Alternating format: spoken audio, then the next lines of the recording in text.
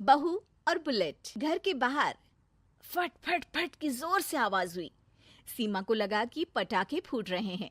वो डर के मारे घर से बाहर निकली। देखा तो सामने योगेश यानी कि पतिदेव एक बुलेट बाइक पर बैठे हैं। अरे डर गई क्या? बाइक लेकर आया हूँ तुम्हें घुमाने के लिए। सच में? मुझे लगा पटाखे फूट रहे हैं। अरे पटाखे भी फूटेंगे और मिठाई भी बटेगी। माँ को तो बुलाओ। माँ भी बाहर आ जाती है। अरे योगेश बेटा, इतनी जल्दी आ गया? और ये गाड़ी किसकी है? साहब की है? हाँ माँ, तुम्हारा बेटा साहब से कम है क्या? मेरी ही है। अरे बेटा, इतनी बड़ी गाड़ी ले ली, इससे तो तू घोड़ा ही ले लेता। महंगी पड़ी होगी ना? माँ महंगी सस्ती छोड़ो और मिठाई लाया हूँ, गांव में बंटवा दो।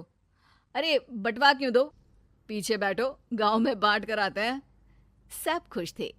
योगेश गांव के बाहर एक कोयले की खदान में मजदूरी करता था।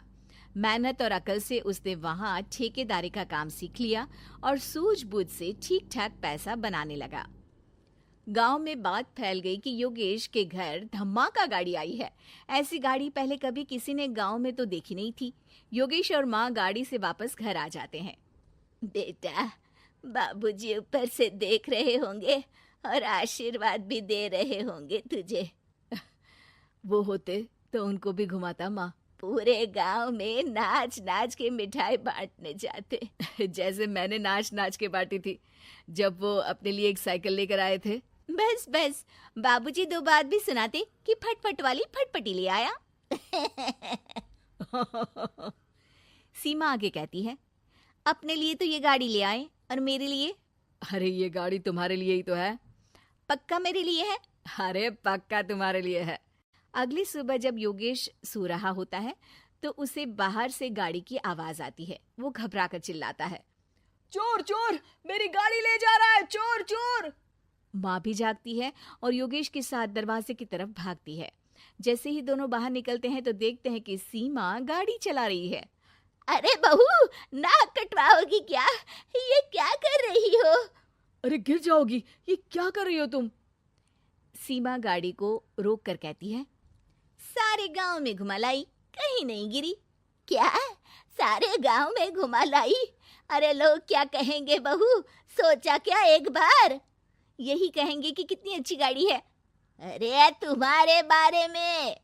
हाँ कहेंगे ना कि देखो कितनी अच्छी गाड़ी पर बैठी है। बहू गाड़ी रखकर योगेश और सासू माँ के पास जाती है। तुमने कब गाड़ी चलाना सीखा? हमारे बाबूजी के पास पुरानी स्कूटर थी, सीख ली। फिर स्कूल में एक मास्टर जी भी ऐसी ही गाड़ी लेकर आते थे, उन्होंने सिखा दी। हाँ हाँ, स्कूल के मास्टर आजकल यही सब तो सिखा रहे हैं। पढ़ाई का कुछ सिखाते तो कुछ भला होता। अरे बहू, अब गाड़ी मत चलाना। हमारे परिवार में कभी किसी औरत ने पीछे से आगे की सीट पे आने की हिम्मत नहीं की है। तुम भी मत करना, समझी? जी समझ गई माँ जी। सीमा सास की बात सुनकर चुपचाप रसोई में जाकर उदास होकर खाना पकाने लगती है। सास सुबह सुबह मंदिर से पूजा करके लौट रही होती है। तभी उसे दो औरतें रोक लेती हैं और कहती हैं, अरे बहू को थोड़े अच्छे लक्षण भी सिखा दो। गाड़ी चलाने निकली थी, गांव की मर्यादा का कोई ख्याल नहीं है। वही तो। अरे पैसे आने लगे हैं तो क्या मतलब कि किसी रीति रिवाज को नहीं मानोगे? अरे समाज में रहना है तो समाज के ढंग से ही रहना पड़ता है।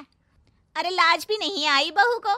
चूल्हे चौके से निकलकर सीधे गाड़ी लेकर चौराहे चबूतरे नाप लिए, फट फट फट करते हुए। अरे कुछ कह देना उसे। अरे ये क्या कहेगी? बूढ़ी सास है, इनकी थोड़ी ना चलती होगी घर में।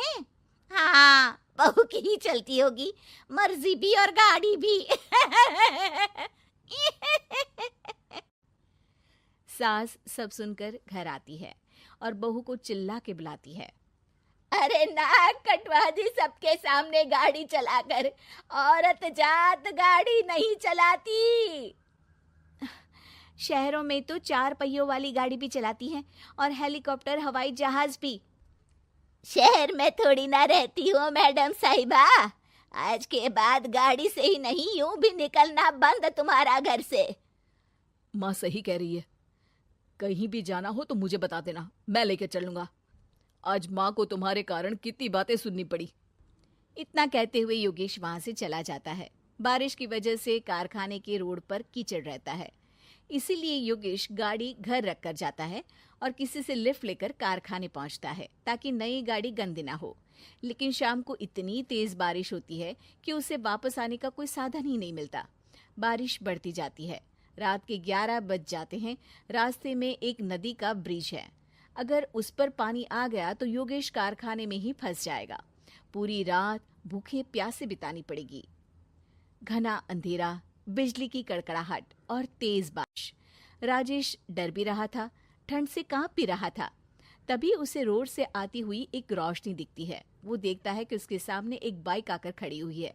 वो ऊपर वाले को धन्यवाद देकर उस बाइक वाले आदमी की तरफ बढ़ता है, पर पास जाकर देखता है तो भौचक्का रह जाता है। सीमा, तुम यहाँ इतनी बारिश में गाड़ी पर? पहले बैठो तो, नदी ब्रिज पे आ जाएगी तो जाना मुश्किल हो जाएगा। योगेश गाड़ी के पीछे बैठता है। सीमा गाड़ी चला रही है। मैंने तो तुमको पहचाना ही नहीं। गाड़ी की आवाज तो पहचानी होगी ना। अरे पर मुझे नहीं पता था कि तुम आओगी। अच्छा किया कि तुम आ गई। माँ नहीं आने दे रही थी, पर हमेशा पति पत्नी की रक्षा थोड़ी ना करेगा, पत्नी को भी तो करनी चाहिए। योगेश को सुबह अपने किए पर पछतावा होता है। उसकी आंख में आंसू आ गए जो बारिश की बूंदों में बह गए थे। उसके बाद सीमा को सास ने और योगेश ने खुशी खुशी समाज की सीमा लांघने की मंजूरी दे दी। अब वो जहां भी जाती फट फट फट गाड़ी पे ही जाती।